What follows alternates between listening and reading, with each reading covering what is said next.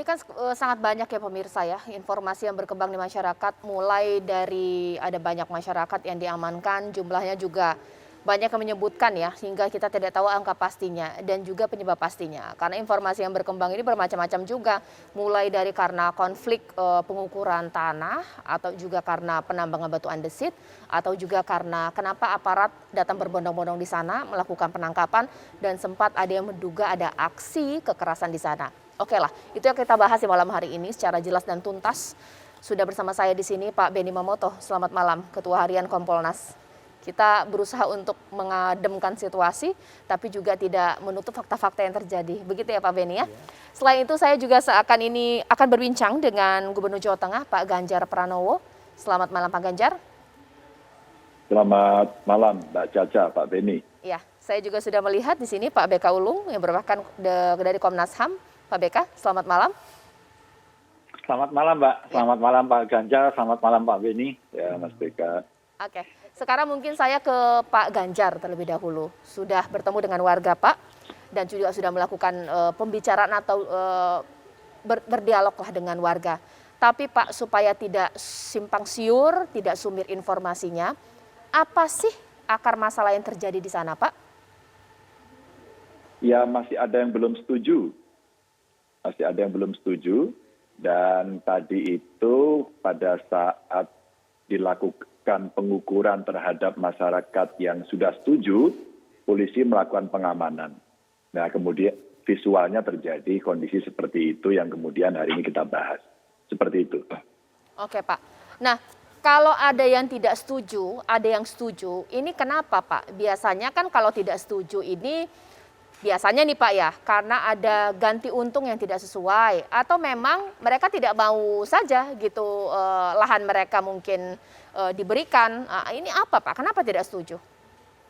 Ada macam-macam ya, ada yang tidak setuju, betul, tidak mau melepas haknya atau kepemilikannya.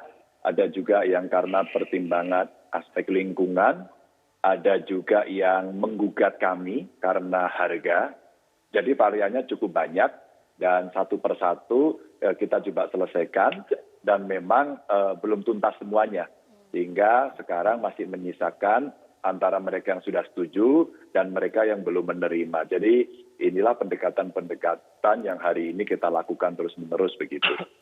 Oke, kalau begitu ketika aparat kepolisian datang ke sana, ini memang sudah diprediksi atau sudah dapat izin Pak? Sudah sesuai SOP Pak, mengingat Bapak sebagai gubernur di sini, ini bagaimana Pak?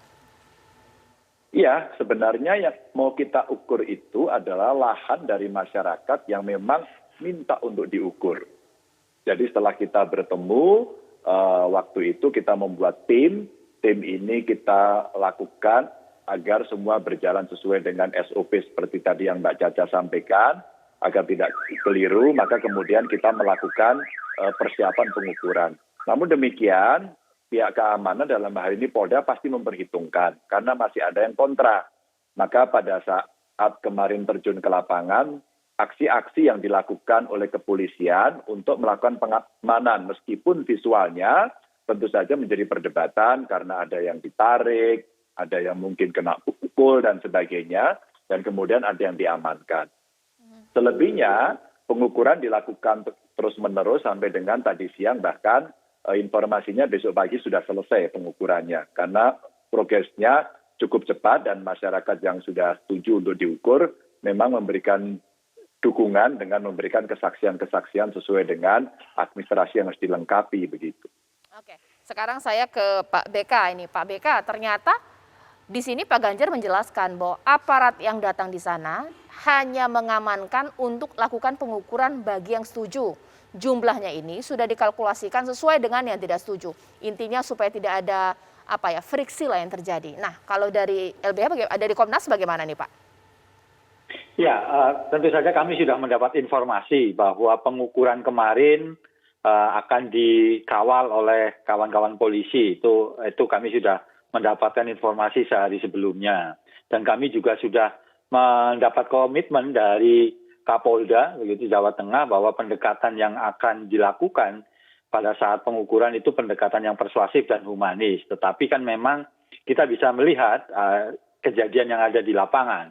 ada warga yang kemudian ketika sudah dalam posisi ditangkap, masih ada yang kena pukul begitu. Terus kemudian ada pengacara atau pendamping warga dari LBH Jogja juga menginformasikan ke kami terkena pukulan, ada yang 3 kali dan ada yang 2 kali. Kemudian juga ada yang ditangkap di Polres Purworejo selama sehari sekitar 64 orang. Dan itu kan fakta-fakta yang ada di lapangan dan itu kita bisa melihat semua viral di lapangan. Jadi saya kira kami kemudian menyayangkan adanya penangkapan dan juga tentu saja mengecam adanya kekerasan. Karena saya kira dalam situasi seperti yang ada di Wadas sekarang ini, pendekatan yang persuasif dan humanis, termasuk juga dialog yang terus-menerus itu harus lebih dikedepankan. Begitu. Baik. Saya kira itu, Mbak Tata. Oke, sekarang saya mencoba untuk menyapa Mas Yogi Zulfadli dari LBH Yogyakarta. Mas Yogi, malam. Iya, selamat malam, Ya, Mbak. Mas Yogi, oke, sekarang saya ingin tahu dari LBH, bagaimana sih pendekatan aparat ketika masuk dan juga mengamankan warga di desa tersebut? Apakah memang sesuai dengan persuasif dan humanis atau bagaimana? Iya, pertama tentu kejadian kemarin itu bukan kejadian yang pertama. Tahun lalu situasi yang serupa itu juga dialami dan terjadi di Desa Wadas. Kekerasan itu berlangsung dengan sangat masif. Bahkan tahun 2021 ada 11 orang termasuk 2 orang staf LBH Jakarta, atau orang advokat, 1 orang asisten itu ditangkap oleh polisi. 11 orang yang lain juga kemudian dihajar dan dipukul oleh polisi. Nah, peristiwa yang hari ini itu kemudian menjadi situasi yang hampir sama yang kemudian terjadi di tahun lalu, dengan jumlah orang yang kemudian ditangkap itu jauh lebih besar.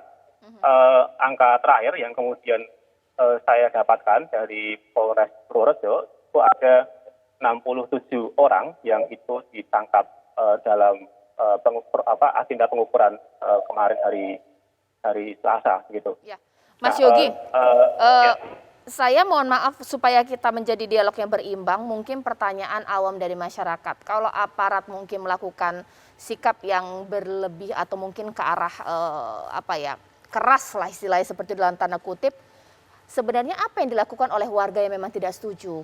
Apakah benar bahwa mereka memiliki senjata tajam atau mempersiapkan aksi penolakan seperti itu kah? Atau bagaimana fakta di lapangan?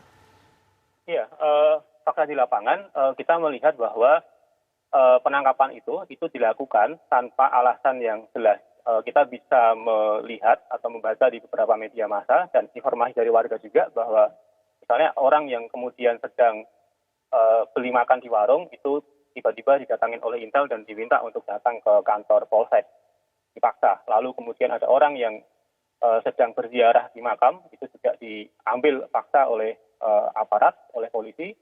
Orang yang juga kemudian sedang di rumah sedang istirahat itu juga ditangkap.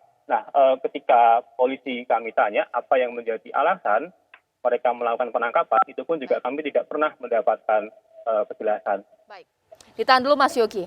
Kita paham pemirsa bahwa ada hubungan sebab akibat yang terjadi, biasanya polisi berbuat karena ada pencetusnya. Tapi mungkin pertanyaan saya saat lagi kepada Pak Beni, bolehkah polisi memukul ketika pengamanan atas alasan pengamanan bertindak represif? Sesaat lagi dijawab di Apa Kabar Indonesia Malam.